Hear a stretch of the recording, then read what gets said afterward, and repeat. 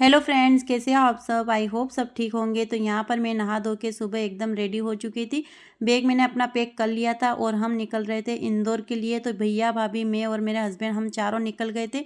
नागदा हमें पहुँचना था क्योंकि हमारी ट्रेन थी 6 बजे और हम 6:10 पे पहुँचे, मतलब 10 मिनट लेट हो चुके थे और ट्रेन हमारी निकल चुकी थी। उसी बात की हमें हंसी आ रही थी। घर से मम्मी का फ़ोन आया कि ट्रेन मिल गई, लेकिन फिर हमने उनको बताया कि ट्रेन हमारी निकल गई है और हम कार से ही निकल गए क्योंकि अगली ट्रेन हमारी 9 बजे की थी और 9 बजे तक तो हम इंदौर भी पहुंच जाते।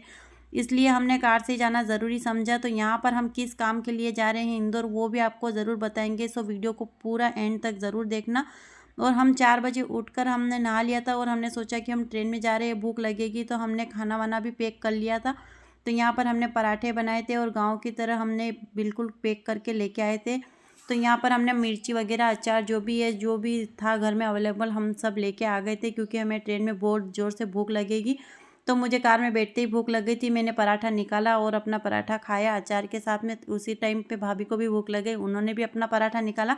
दोनों मज़े से खा रही थी, लेकिन भैया ने और मेरे हस्बैंड ने नहीं खाया था। तो भैया यहाँ पर उन्हेल में फेमस कचौरियाँ मिलती है वो लेने गए थे और उन्होंने सुबह सुबह पोहे लाए और कचौरी लाई और हम दोनों ने मना बोल दिया था क्योंकि हम कुछ भी नहीं खाएंगे, हमने पराठा खा लिया है। मेरे हस्बैंड वहाँ पर फरियाली लेने गए थे, मंगलवार था उनका। उसके बाद में आगे गए तो हमें चाय की इतनी तड़प लग रही थी, तो हमने सोचा कि एक चाय पीने, मतलब मूड थोड़ा अच्छा हो जाएगा। तो हमने एक जगह रुकवाई और यहाँ पर चाय पी। चाय बहुत ही अच्छी थी, टेस्टी थी। और यहाँ पर सिर दर्द हो रहा था मेरे हस्बैंड को, उन्होंने थोड़ी सिर दर्द की गोली वगैरह ली। थोड़ी देर हमने रेस्ट किया, उसके बाद हम वापस निकल गए थे और यहाँ पर हम इंदौर पहुँच चुके थे। इंदौर पहुँचते ही हम सोच रहे थे कि गाड़ी कहाँ पार्क करनी है और कैसे, मतलब मैप द्वारा हम सर्च कर रहे थे कि यहाँ से हमें आगे कैसे जाना है, क्योंकि मार्केट में गाड़ी जाना बिल्कुल भी पॉसिबल नहीं है। तो हमें पार्किंग एरिया में ही इसको पार्क करनी पड़ेगी।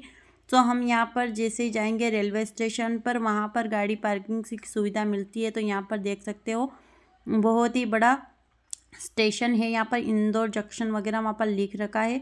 सो यहाँ पर 2 घंटे के 60 रुपये लगते हैं पार्किंग के। तो यहाँ पर हमें 100 रुपये देने पड़े थे जब हम शाम को गाड़ी लेने आए थे, क्योंकि हमें पूरा दिन हो गया था। और यहाँ पर हम जैसे ही टेम्पो में बैठे, फर्स्ट टाइम पे बैठे थे, इसलिए हमें बहुत ज़्यादा अच्छा भी लग रहा था, हंसी भी आ रही थी, क्योंकि हम तो पहले कभी बैठे नहीं है, ऑटो रिक्शा जो भी वो इसको बोलते हैं। तो मेरे हस्बैंड बोल रहे थे कि तू वीडियो बनाने के चक्कर में मोबाइल मत गिरा देना, क्योंकि ये बहुत ही फास्ट चल रहा था। एक साइड में बैग था, एक साइड में मोबाइल था। तो यहाँ पर हमने उन अंकल से बात करते जा रहे थे कि हमें जो जो ख़रीदना है वहाँ पर हमें पहुँचा देना, क्योंकि हम नए नए थे, मतलब ज़्यादा कुछ हम पहली बार ही गए थे वहाँ पर मार्केट एरिया में, इसलिए। तो उन्होंने हमें, उनसे बातें करते करते जा रहे थे, उन्होंने सब बातें अच्छे से समझाई। बहुत ही अच्छे अंकल जी थे। उन्होंने जहाँ पे पहुँचना था वहाँ पर हमें सुबह पहुँचा दिया। और यहाँ पर देख सकते हो इतना अच्छा महल था ये।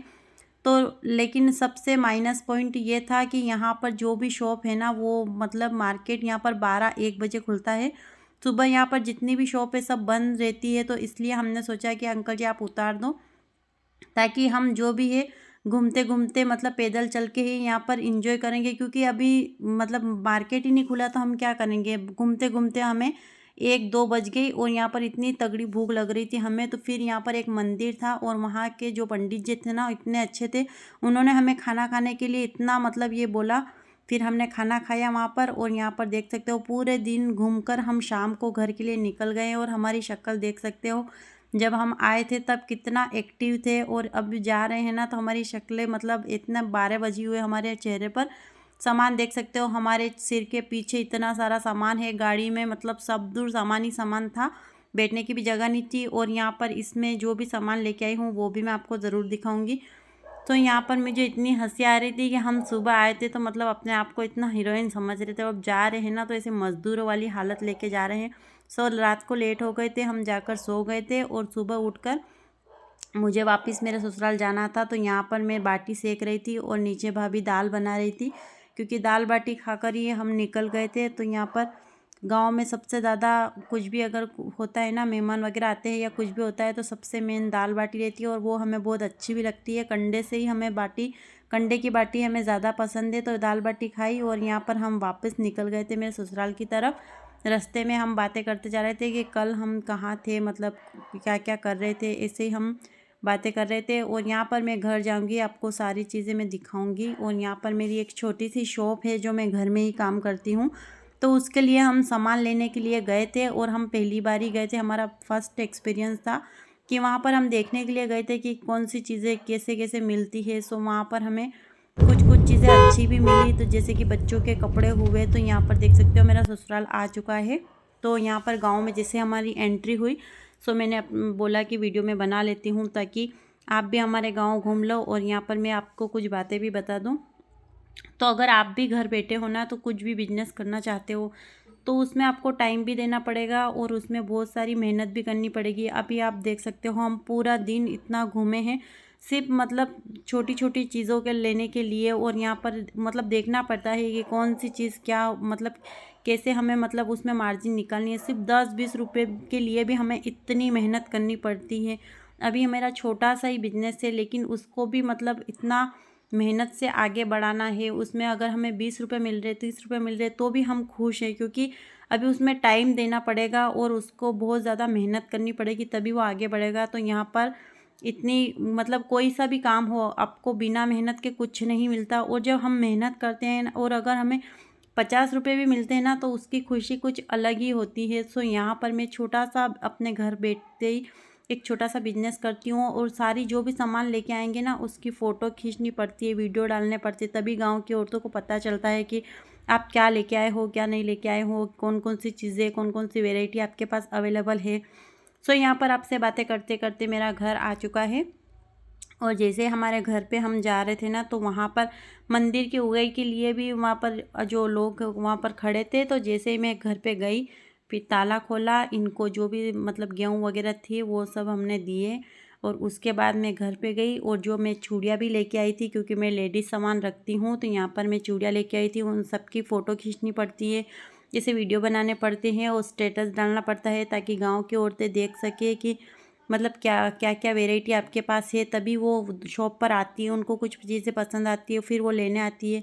सो ऐसे बहुत सारी मेहनत करनी पड़ती है, उस मेहनत से ही हमें जो भी कुछ दो चार रुपए जो भी मिलते हैं ना वही हमारी मतलब खुशी होती है, क्योंकि उस मेहनत के पीछे वो पैसे बहुत बड़े होते हैं।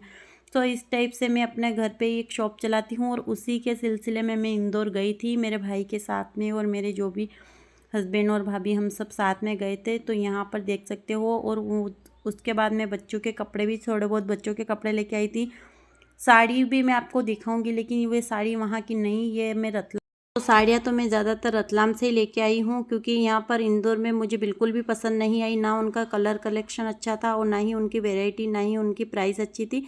ये जो भी सुंदर सुंदर साड़ियाँ हैं ना ये रतलाम की है, और सच में ये साड़ियाँ बहुत सुंदर है।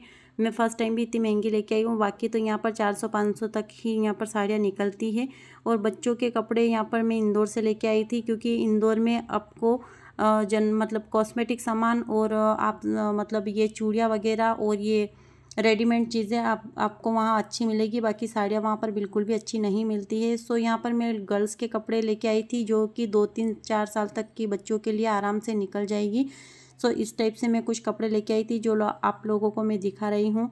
सो यहाँ पर ये शरारा ड्रेस है, बहुत ही अच्छे कलर कलेक्शन थे और यहाँ पर बहुत उनकी डिज़ाइन प्रिंट अच्छी लग रही थी। तो अगर आपको वीडियो पसंद आया हो तो प्लीज़ लाइक करना, चैनल को सब्सक्राइब करना। बाय।